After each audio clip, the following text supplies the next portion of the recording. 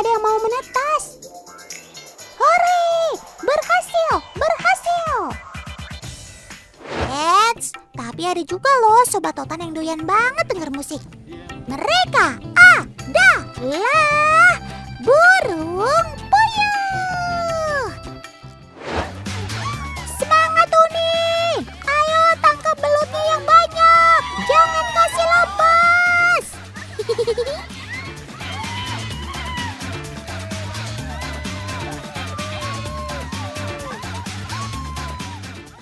Satu, dua, tiga. Iha, bener-bener meriah. Gak kaleng-kaleng deh ini. Biasanya nih, arisan bisa ditempuh hingga puluhan kilometer.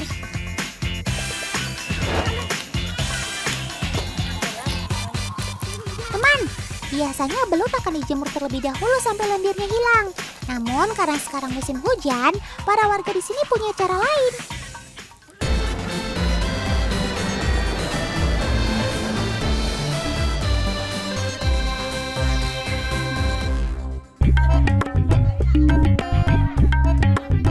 Wah, lagi ada hajatan nih kayaknya. Otan mau ikut goyang juga dong. Tarik sis. Emang ya, musik itu gak kenal usia dan kalangan. Baik anak-anak, remaja, sampai orang tua, semua bakalan auto joget tuh kalau ada musik. Heads, tapi ada juga loh Sobat Totan yang doyan banget denger musik. Ayo, siapa ya yang jadi tersangkanya? Mereka adalah burung puyuh.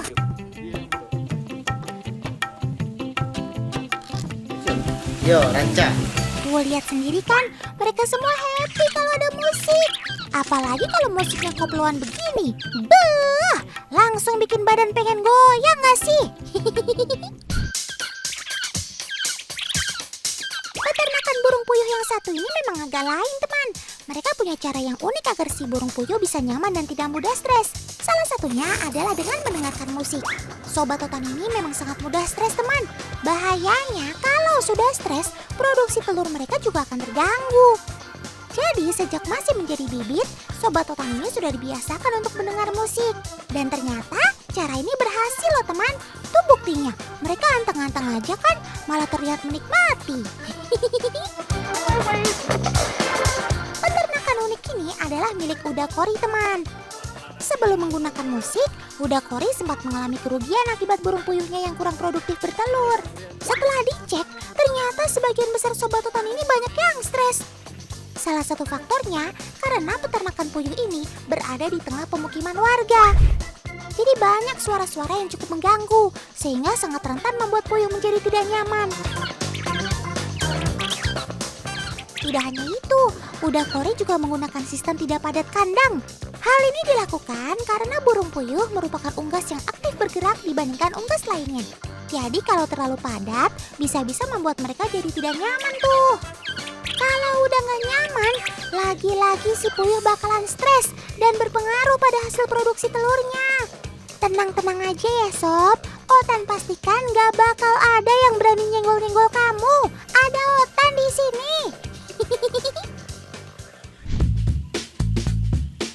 Teman, telur puyuh terkenal dengan memiliki corak yang unik.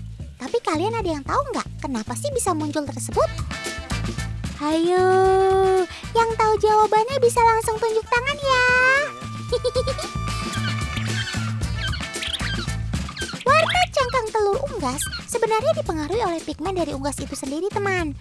Pigmen yang berperan memberi warna cangkang telur itu adalah pigmen hemoglobin. Nah, setiap unggas memiliki pigmen yang berbeda-beda yang menyebabkan warna cangkangnya juga berbeda satu sama lain. Di alam, corak seperti ini membantu telur puyuh untuk berkamuflase dengan sarangnya, sehingga para predator akan kesulitan untuk menemukannya.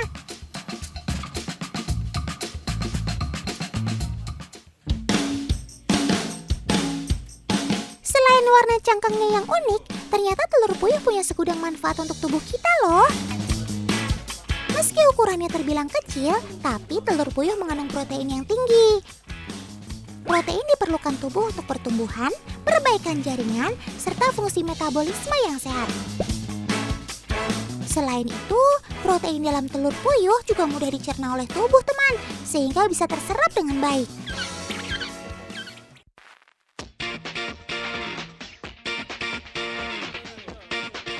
Nah, hasil panennya sudah terkumpul semua nih. Sekarang waktunya kita sortir berdasarkan kualitasnya yuk. Selain dari bentuk dan juga ukuran, kualitas warna cangkang telur juga dapat mempengaruhi harga teman. Otan punya tips nih untuk ibu-ibu di rumah supaya bisa mendapatkan telur puyuh dengan kualitas terbaik. Pertama, pastikan cangkang telurnya tidak retak ataupun pecah ya. Kenapa?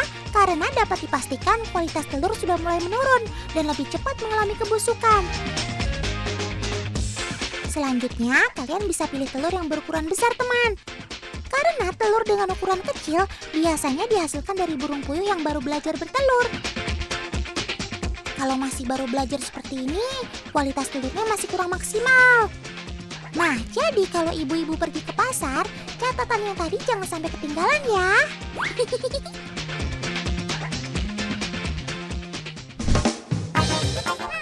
Otak jadi penasaran deh. Kira-kira kalau 1 kilogram itu dapat berapa butir telur puyuh ya? Kak Ayah, tolong bantu Otan hitung telurnya dong. 88, 89, 90, 91. Nah, Tan, 1 kilogram telur puyuh isinya nyampe 91 butir loh. Wah, ini sih banyak banget ya teman. Jadi jangan heran kalau saat membeli telur puyuh, kita membelinya satuan atau per tray, bukan kiloan seperti telur ayam. Oh iya, telur puyuh ini juga terbilang ekonomis loh, sehingga jadi salah satu alternatif ketika telur ayam di pasaran sedang tinggi. Apalagi kandungan gizinya juga nggak kaleng-kaleng untuk tubuh. Jadi langsung gas aja deh.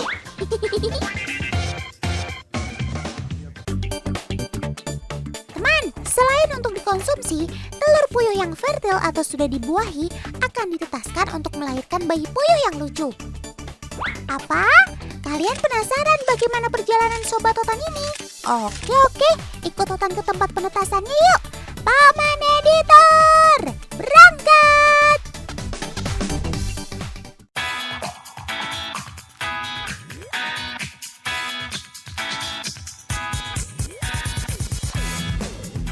Ini dia tahap awalnya. Telur-telur puyuh dipilih dan disusun di atas rak penetasan ini. Tak sembarangan telur yang dipilih loh. Hanya telur yang cukup ukuran saja yang akan ditetaskan. Telur yang layak tetas adalah telur yang memiliki kisaran berat 10 hingga 13 gram. Telur-telur ini kemudian akan dierami. Eits, tapi bukan oleh indukan puyuh loh ya.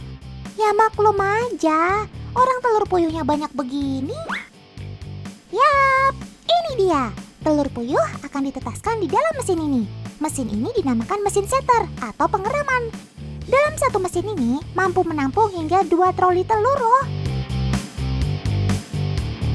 Di dalam mesin setter, telur-telur dihangatkan pada suhu sekitar 37 derajat Celcius. Nah, supaya semua telur mendapat panas yang merata, rak-rak telur ini akan diputar perlahan. Seru ya, muter-muter kayak komedi putar. Telur-telur puyuh akan berada di dalam mesin setter ini sekitar 14 hari. Nah, setelah dari mesin setter, telur-telur ini akan dipindahkan ke mesin hatcher alias mesin penetasan. Di dalam mesin hatcher, telur-telur juga dihangatkan di suhu yang sama. Akan tetapi, bedanya, telur sudah tidak diputar secara otomatis lagi. Selama 3 hari ke depan, telur-telur ini akan menetas sempurna. Tuh, mereka sudah ada yang mau menetas. Ayo Dede Puyuh, kamu pasti bisa. Teman, sama seperti ayam, anakan puyuh ini akan keluar dari cangkang perlahan tapi pasti. Hati-hati ya Dek, biar lambat asal selamat.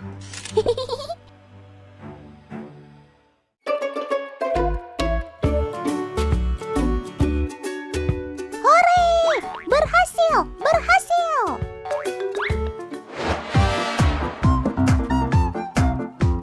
Waduh, kok banyak anakan puyuh di jalan sih?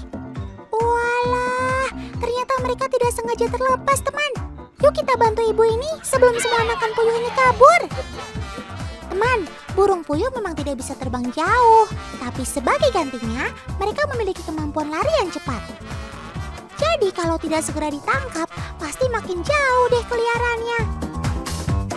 Loh, kok yang ini mudah sekali ditangkap sih? Kalian kenapa sob? Kok tumben pasrah gitu? Biasanya kan auto lari saat mau ditangkap. Sepertinya bibit puyuh yang satu ini memang agak beda ya. Mungkin karena hasil ternak di dalam kandang membuat mereka tidak terbiasa untuk lari ke sana kemari teman. Tapi ada untungnya juga, jadi ibu ini nggak perlu kesulitan untuk tangkap anakan puyuh ini. Terima kasih ya sob buat pengertiannya. Kalian memang juara.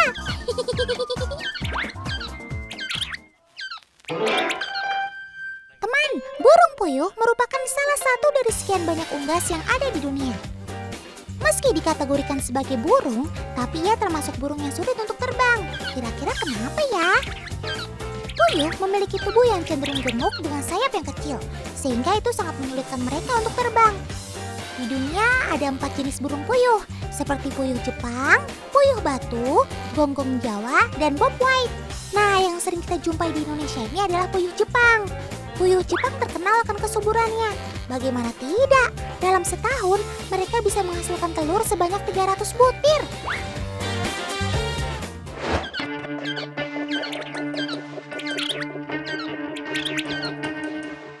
Tenang, nggak usah panik gitu ah. Ini bukan suara hantu.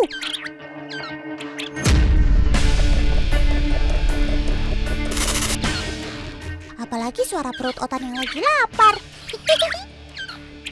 Walau cukup berbeda dengan suara burung pada umumnya, tapi suara sobat otan ini banyak juga loh penggemarnya. Sampai-sampai ada kontes kicau khusus untuk burung puyuh. Keren kan?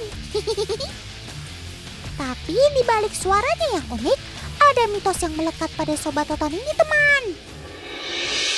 Suaranya yang tidak merdu sering dijadikan sebagai sebuah pertanda akan datangnya sebuah bencana.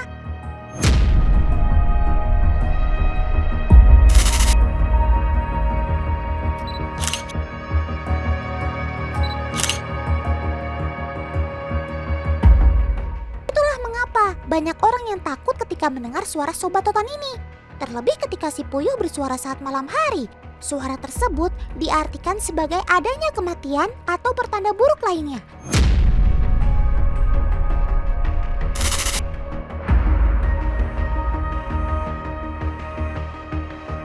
Tapi tenang, ini cuma mitos saja ya teman.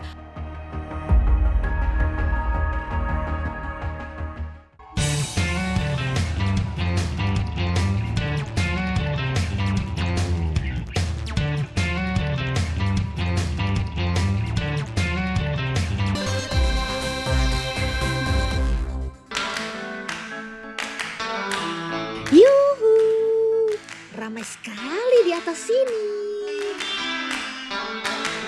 Wah, seru juga ya. Dolpino ikutan ah. Weh, Dolpino malah dicuekin. Awas ya kamu. Hati-hati serempetan sob. Tapi hal itu nggak mungkin terjadi sih, karena sobat Dolpino ini hebat dalam hal navigasi. Mereka jago banget untuk jaga jarak aman. Oh ya, ngomongin soal merpati, Dolpino sekarang sedang berada di Kabupaten Lumajang, Jawa Timur. Kebetulan di sini sedang berlangsung tradisi merpati getakan. Mau tahu apa itu? Makanya gaul sama Dolpino dong.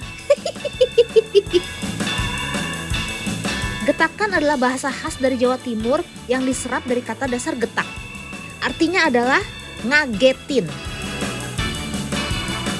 Sini, merapat, biar teman di rumah bisa melihatnya secara langsung.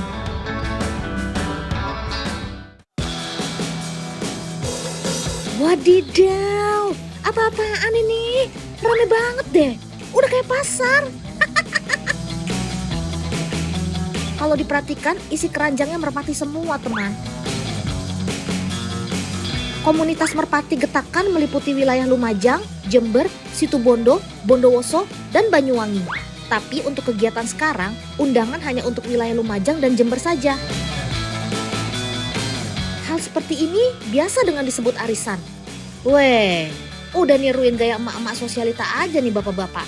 Pakai ngadain arisan segala. Tapi jangan salah, arisan seperti ini merupakan ajang uji nyali loh. Karena bagi para peserta dari luar kota harus siap jika merpati yang dilepas akan terbawa pulang oleh merpati tuan rumah. Wow, seru juga nih. Semua peserta sudah siap? Ikutin hitungan Dolpino ya. 1, 2, 3. Iha, bener-bener meriah. Gak kaleng-kaleng deh ini. Kira-kira teman di rumah bisa tebak berapa jumlah merpati yang diterbangkan? 100, 200, 500. Ah, itu mah dikit. Gak main-main loh. Sebanyak 40.000 ekor merpati dilepaskan dalam acara arisan kali ini. Yeay, gak percaya. Coba aja hitung sendiri. Aduh. Terlihat Sobat Dolpino terbang seakan-akan menari di langit kota Lumajang. Cantik sekali.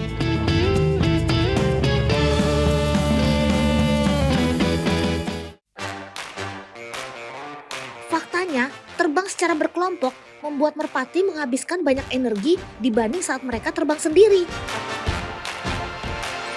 Menurut penelitian, terbang berkelompok tidak akan menambah kecepatan. Namun, secara konsentrasi, tiap merpati meningkat pesat. Hal ini merupakan naluri mereka untuk menghindari tabrakan saat di udara dengan resiko merpati akan mudah lelah. Bagi Sobat Dolpino yang punya stamina kurang baik, tentu saja akan memilih segera mendarat.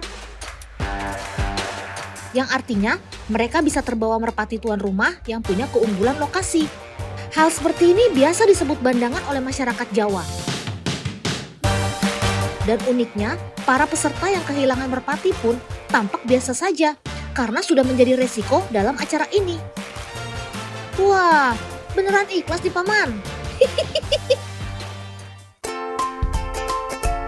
Oh iya teman, komunitas merpati Getakan ini tidak memainkan sembarang jenis merpati loh. Rata-rata mereka mengandalkan merpati jenis songkop atau kucir dengan ciri khas jambul di kepalanya. Weh. Mirip tren rambut mohak ya. Sobat Dolpino yang satu ini dipercaya punya ingatan yang lebih kuat daripada merpati lokal lainnya. Oleh sebab itu, merpati songkop menjadi ciri khas pada permainan Getakan. Karena ia mampu terbang lintas kabupaten dengan baik. Biasanya nih, arisan bisa ditempuh hingga puluhan kilometer. Misal, jika tuan rumah arisan berada di Lumajang dan undangan peserta kota lain dari Jember, maka jarak tempuh yang akan dilalui merpati sekitar 75 km. Dan jarak tersebut bisa ditempuh merpati songkop kurang dari 30 menit loh. Weh. Ini nih berarti kecepatannya bisa lebih dari 100 km per jam. Weh, kalau di jalan raya bisa kena tilang loh kamu sob. Habis ngebut banget sih. Kecepatan merpati memang gak perlu diragukan lagi teman. Karena ada juga merpati yang digunakan untuk balapan. Yaps, siapa lagi kalau bukan merpati balap? Saking kencengnya, perlombaan pun digelar sampai tingkat nasional. Kira-kira, kalau adu cepat dengan drone racing, siapa yang muncul sebagai pemenangnya? Secara drone racing diklaim punya kecepatan melebihi 100 km per jam. Ya, kita saksikan sang penantang Sobat Dolpino, pilot drone profesional yang akan menguji kemampuan merpati balap. Semua siap? Bersedia? 1, 2, 3! Go!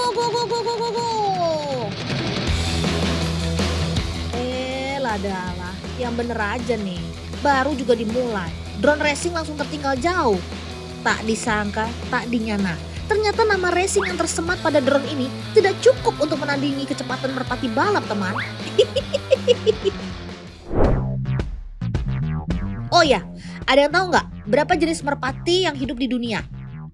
Totalnya sebanyak 175 spesies merpati yang tersebar di bumi ini, teman. Pada dasarnya, merpati terlahir dengan bentuk bulu yang sama. Hanya saja, kelainan genetik dapat membuat penampilan mereka berbeda karena terdapat perubahan pada bulu mereka. Salah satunya merpati songkop lokal Indonesia punya. Jambul yang dimiliki merupakan hasil mutasi dari perkembangannya. Dolpino curiga, ada apa di balik jambul yang terdapat pada merpati songkop ya? Yuk, Kak Mareta, bantuin Dolpino untuk membuka bulunya. Astaga, ternyata bulu yang terbalik, teman. Sebenarnya ini merupakan bulu yang tumbuh tidak normal atau bisa dibilang cacat. Tapi siapa sangka, justru karena hal ini menjadi identitas merpati songkop. Sepertinya agak lain gak sih? Itu loh, kok ada benang merahnya? Wah iya, Dolpino ingat, merpati-merpati ini memakai anting, teman. Gaya banget deh. Bentuknya pun beragam, tergantung pemiliknya. Anting merpati ini tidak tersedia toko manapun loh, karena hasil kreasi sang pemilik, alias handmade. Merpati tidak memiliki telinga menyerupai manusia, teman. Bentuknya hanya lubang yang tertutup bulu. Tapi ia memiliki kulit yang cukup tebal pada lubang telinganya, sehingga bisa dimanfaatkan untuk diberi aksesoris. Bahkan pemasangan anting ini tidak mengeluarkan darah sama sekali loh. Bisa dibilang kulit tebal pada lubang telinga ini seperti timbunan lemak yang tipis, teman. Weh. Keren juga kamu, Sob. Kece banget. Anting pada merpati ini sebenarnya memiliki fungsi sebagai tanda dari masing-masing pemilik, teman. Jadi akan memudahkan jika ada merpati hilang atau hadirnya merpati lain dari luar.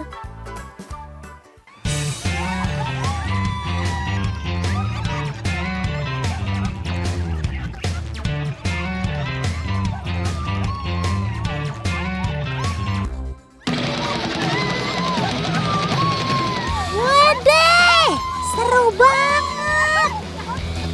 Emang deh kalau ibu-ibu yang ikut lomba anti sunyi senyap karena pasti rame.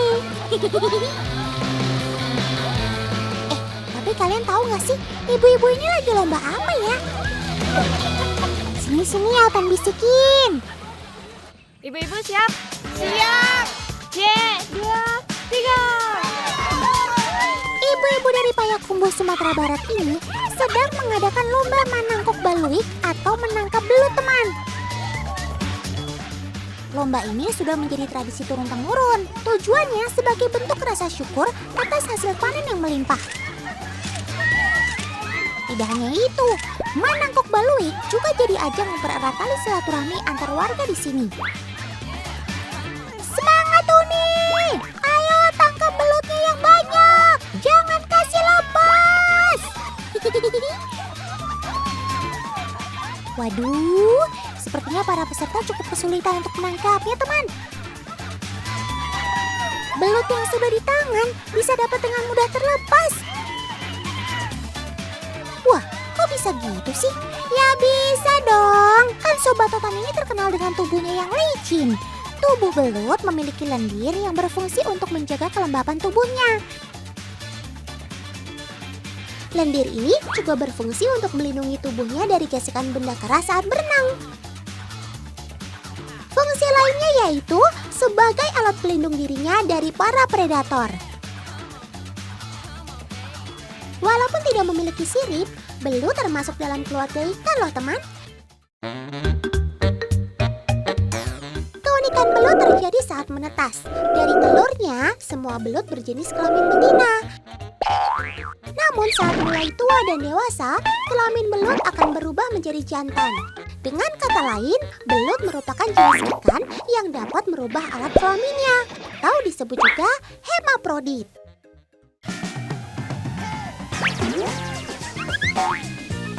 Walaupun masuk dalam keluarga ikan, ia dapat bertahan hidup tanpa air selama berbulan-bulan. Asalkan lingkungannya tetap basah, karena ia mampu menyerap oksigen melalui kulitnya. Teman, masyarakat di Nagari Kubang sebagian besar memang berprofesi sebagai petani padi. Mereka juga biasa menangkap belut untuk lauk di rumah. Tapi cara menangkapnya bukan menggunakan tangan kosong seperti ibu-ibu tadi ya, melainkan menggunakan jebakan khusus atau yang biasa dikenal dengan nama luka. Untuk meluka, biasanya kita harus mencari terlebih dahulu lubang-lubang belut yang ada di pinggiran sawah. Sobat Totan ini memang suka sekali hidup di lumpur, teman. Selain banyak sumber makanan, mereka juga bisa membuat sarang. Apalagi belut mampu hidup di tempat yang memiliki oksigen rendah. Jadi mereka akan baik-baik saja tuh ketika berada di lumpur. Oh iya, Sobat Totan ini adalah hewan nokturnal. Saat siang hari seperti ini, mereka biasanya beristirahat di dalam sarang. Jadi ini waktu yang pas untuk memasang jebakan atau luka di setiap lubang sarang mereka. Mantul! Oh iya, agar belut terpancing masuk ke dalam luka, tentunya kita perlu umpan ya. Kali ini kita menggunakan umpan cacing yang dibungkus dengan daun ubi atau daun singkong. Selain digunakan untuk pembungkus cacing, ternyata getah daun ini juga dapat memancing belut untuk keluar dari sarangnya loh. Karena getah ini mengandung sianida yang akan membuat air di sekitar lubang menjadi asam. Ya, meskipun kadarnya tidak terlalu tinggi, tapi cukup untuk memaksa belut keluar dari sarangnya. Oke, semuanya sudah terpasang dengan baik. Sekarang kita tinggal tunggu beberapa jam untuk mengecek kembali. Wah, bakal dapat banyak gak ya?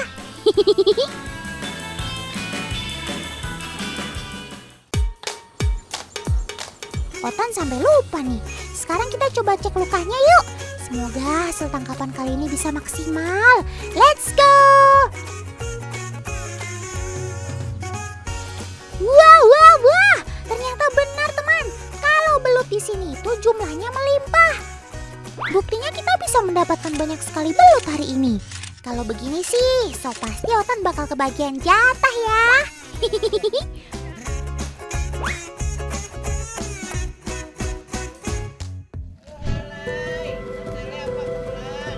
Gak cuma tradisinya aja nih, tapi mitos belut yang berkembang di masyarakat Minang juga ada. Masyarakat di sini percaya kalau belut memiliki banyak sekali manfaat bagi kesehatan, terutama untuk si buah hati. Mereka biasa menggunakan belut untuk terapi anak-anak yang terlambat jalan.